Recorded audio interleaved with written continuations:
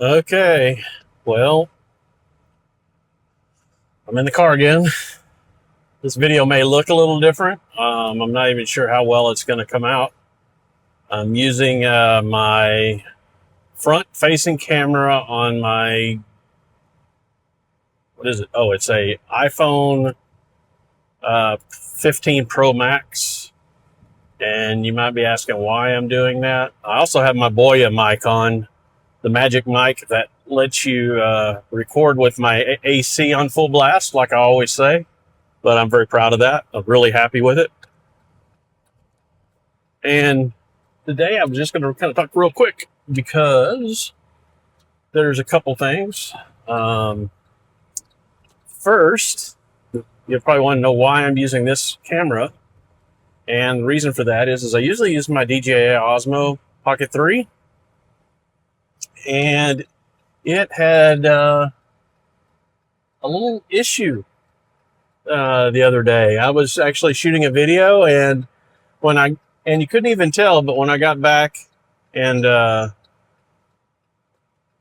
looked at the sorry, my son just passed me on the road. I went back and looked at the footage, and any of the shots that were steady, meaning that I had it on a tripod and not I wasn't carrying it, the gimbal had a vibration to it, and it decided to basically anything that was sitting on a tripod was vibrating, just like real minor vibration, but enough to really annoy you. I mean, it's definitely a big vibration, or I say a little vibration. It's a little vibration, but it's bad. When I take it and I start carrying it around, and the gimbal like engages, I guess it looks pretty much normal. Unless I stop and kind of hold it steady, then it starts vibrating again. I'm sure this video is going to vibrate because it's an iPhone. But so I was freaking out because I was like, great, I just blew $700 on that.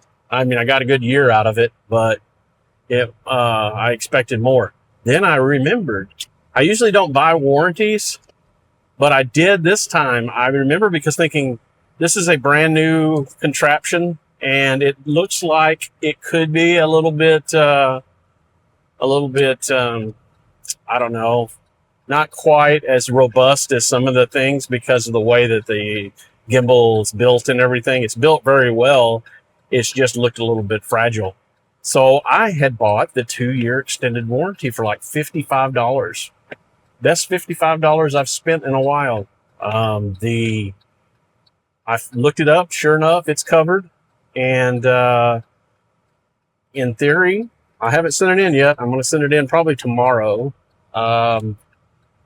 In theory, within hopefully a couple of weeks, I should get a new one in the mail from DJI.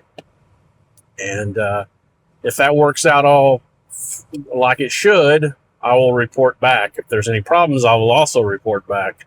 But I am pleasantly surprised that I did that because I rarely ever buy warranties on anything.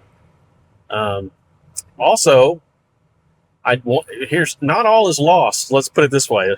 Sorry, I had to bring that down a little bit. Sun's right in my face. I brought the footage into DaVinci Resolve and the shaky footage, and I ran the stabilizer on it, perspective-based.